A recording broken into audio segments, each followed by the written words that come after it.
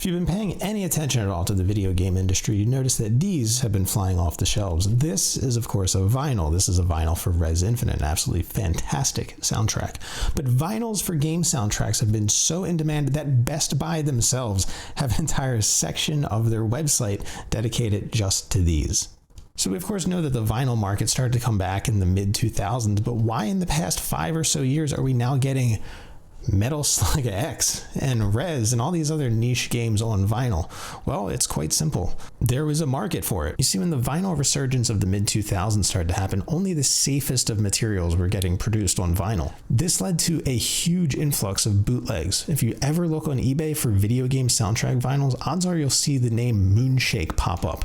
MOONSHAKE was a popular release group that would bootleg video game soundtracks on vinyl. After a while, enough companies started to notice that there was a market for this, and they started to release their own. Vinyl distribution companies reached out to Sega and other video game companies and started to license soundtracks to produce on vinyl. And then these started selling like crazy. But the big question that everybody has is, why are people buying them? It's been shown that most people don't even listen to vinyl, and truth be told, releases like these are just a straight digital mastering put on a vinyl. There's nothing even special with this release. If you listen to this compared to the digital release on, say, Spotify, it will sound the same. There's no mastering or mix difference at all. And one of the reasons many people went back to vinyl was because there were those mastering and mixing differences from the 70s versus the mixing practices of the 90s. These vinyl soundtrack releases, they don't have any of those mixing benefits of the 70s and the 80s before the loudness wars happened. If you're not familiar with that, you should Google it to see why mixes and masterings from the 90s, even the 80s on, have gotten kind of wonky. So if the vinyls aren't special, is it the collector value? Are these going to actually go up in value in like 10 or so years? These are going to be worth a lot of money? That's laughable. No, vinyls have pretty much stayed consistently priced. CDs, other music mediums have stayed consistently priced. Nothing outlandish there, really, unless something is extremely culturally significant in the music sphere. Will it actually accumulate value? So sorry, Metal Slug X, you're probably not going to be worth anything in 5 or so years. That's just a fact. So why is it? Why are people in droves buying these things? Why are vinyls selling out? Why are they everywhere? Why are they at Best Buy? Why are they at Target? Why are video game vinyls everywhere? And the truth is, they sell because of this. Here's NHL 97. Look at this box. This is, I went and got the most generic thing I could find in my basement. NHL 97. Look at this box. Look at this heavy duty thing. You could do damage with this. Look at that. Look at the artwork on the back. Look at that. And then let's crack it open. You know where I'm going. You know where I'm going with this. Here it is. Instruction booklet. 41 pages for NHL 97, and on top of that, you can't see this because of the focus, but the front page is a biography on the programmer who worked at EA Sports and made this game. Programmer Mark Lesser hails from New England, where he and his wife Mary Ellen raised 2 boys, Nathan, 6, and Daniel, 4. In addition to programming and designing the hardware chip for 2 of the very first handheld computer games by Mattel, Mark programmed the best-selling John Madden Football 93, NHL 94, NHL 95, and NHL 96 for EA Sports. Do you know what's in a modern game when you open it? Oh, and then there's a whole page of credits and special thanks and all sorts of great stuff. This thing is full of information on this game for NHL 97. You know what's in a modern game when you open it? Nothing. Not even artwork. It's the back of the cover. It's just a white. You open it, it's just white. Here's Final Fantasy VII's booklet. There is such fantastic art on this that they used the art from this book on the Final Fantasy TCG. The card game uses art from this manual. Some of the most iconic photos, biographies, thank yous, all sorts of things. Consumers like this. It makes you feel that you're a part of it. That's one of the reasons why consumers have such a good relationship with music and musicians, because throughout the 90s and in the 80s, CDs and vinyls, they came with like the liner notes, and they came with credits, they came with pictures, they came with all sorts of information about the artists and everything, so that you could really connect with them. Video games don't do that anymore. But you know what does? Vinyl. This came with the Mega Man Legends vinyl. I'm going to turn it around. It's an essay about the importance of Mega Man and the music of Mega Man Legends. This is written by Jeremy Parrish, somebody at Limited Run Games, but they care so much about the soundtrack of Mega Man Legends and the Mega Man franchise as a whole that they included an absolute mammoth of an essay inside every copy of the Mega Man Legends soundtrack. If we look at this release from Nobuo Uematsu, it's beautiful. It folds open, double fold vinyl, modulation, all music composed, arranged, and mixed by Nobuo Uematsu. You can't see it on the side. I'll include a close-up after this. But it includes a letter from Nobuo Uematsu detailing what he set out to do with this release, a thank you, and just a reflection on his career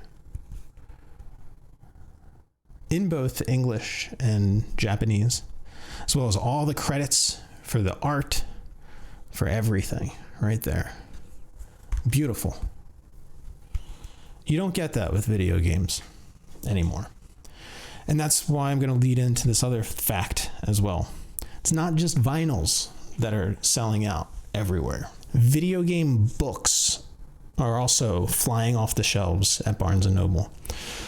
When I went to pick up this book, the Final Fantasy VII Remake, Ultimania, the Barnes & Noble person told me that they had this was the last one, and that they had so many copies, and these video game books just keep flying off the shelves, and gave me advice, probably just to help the bottom line of Barnes & Noble, but told me that if I'm ever getting a major IP video game book, to pre-order it.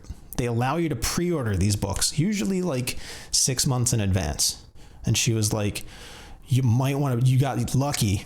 You're going to want to pre-order this next time. These are selling out. And it's the same reason. Consumers like to feel connected. They like to feel connected to the product. They like to feel that they're supporting something. They like to feel something tangible with where their money's going. And video games, you all see it. Everybody on Twitter is complaining about that with the new Legend of Zelda. Open it up, there's nothing inside. You open up a vinyl, you get an essay thanking you and explaining why this music is important. Now, of course, not all are like this, and not all are like Nobuo Uematsu's releases, you know. But even the ones that aren't, even the skimpy ones like Metal Slug X, I keep going back to it just because, you know, the artwork but look at that. Look at this. I grew up playing so much Metal Slug. And here, I'll tell you why I got this. Even though I knew it didn't include any extra art, it didn't include any extra paper, just a beautiful vinyl in there. Because I played so much Metal Slug in the arcades in the 90s. And there's no way to support a company and have your voice heard for these retro games. Or for these games that these companies kind of forgotten about, like Mega Man Legends, right? So how do you voice to the company, we want these games back. We are fans of these games. How do you do it? Well, there's only one way, and that is buy things like this. So when I saw SNK was releasing the Metal Slug X soundtrack, me as a Metal Slug fan said, you know what, SNK, I'm a big fan of Metal Slug I'm going to buy this just to show you that there's fans of us still out there, still clamoring for a new one. And you know what? It looks pretty damn good on the wall. And yes, if you look at reports, if you look at research reports, they all say most people aren't listening to vinyls. They're getting them to support an artist. They're getting them to support a product or a project. They're getting them to support an IP. They're getting them to support things that they care about and people that they care about, the industries that they care about. That is why vinyls have been selling. That's why video game books and these massive art books and everything, they've been selling out like hotcakes, because you don't get the tangible effect with the video game anymore. You get a blank case. Whereas NHL 97 came with a 42-page thank you. Whereas today you get nothing. And consumers, they want to feel something. they want to feel like they're a part of something. You know, it sounds weird, I know, but consumers like to feel like they're a part of something. And when you go through something like this, and how many pages is this? I don't even know. This is close to 70 pages. When you go through this, you feel like there's something there. When you see all the credits, when you see everybody that's a part of it, when you see all the artwork, you see all the bonus stuff, the cloth maps, everything. There's something tangible. There's something that connecting you to that artwork. And that's what vinyls have become for video games. So many people are buying these and putting them on display and reading the notes and getting all the artwork, the special artwork and the everything else. You know, it feels good. So that's why I buy the vinyls. I know, as an audio engineer myself, I know that sadly these aren't getting the proper vinyl mix and master that they should. They're just digital and just being thrown on vinyl. So we're getting the digital mixes on vinyl, which isn't the greatest. But hey, you know, I get to listen to it on my turntable, and it sounds good. It's nothing special. I know that going in, and I know that my money is going towards a franchise that I usually don't get to put my money towards anymore. Where else can I put my money towards Mega Man Legends and say, Capcom, you know there's fans of us still out there? You can't. This is it. So, and it's not just me. That's why they're everywhere. That's why Best Buy, like I showed earlier, has a page dedicated to these. Target has a section at their retail stores dedicated to vinyls and soundtracks. So if you're looking for a way to support franchises that maybe you want to see again, Capcom licensed this to limited run games. So they see how many sales are coming through for this. And if you just want an awesome soundtrack or an awesome piece of artwork, you know, these aren't expensive. Metal Slug cost me $20. Mega Man Legends cost me $20. The Rez soundtrack cost me $30, I want to say. So if you're looking for more tangible ways to feel connected to your games, more tangible ways to support the creators of these games, vinyl is a cheap and affordable way to do that. Like if I go out and buy copies of Final Fantasy VI at whatever stupid price it is right now, Square Enix doesn't see that.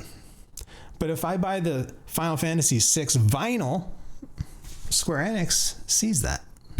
And they go, oh yeah, we still have fans out there of this game. So that's it. It's really that easy. But a lot of people overlook it. And a lot of people like to talk down on people that buy vinyl. They don't really understand that there is a very tangible and real aspect to buying things on vinyl. And a lot of these companies really go the extra mile to make them really, really, really presentable and really look great. So if you're ever at the store and you see a video game franchise that you hold dear and you see a vinyl there, it's going to look great. It's going to look great in your office. It's going to look great in your bedroom. It's going to look great wherever.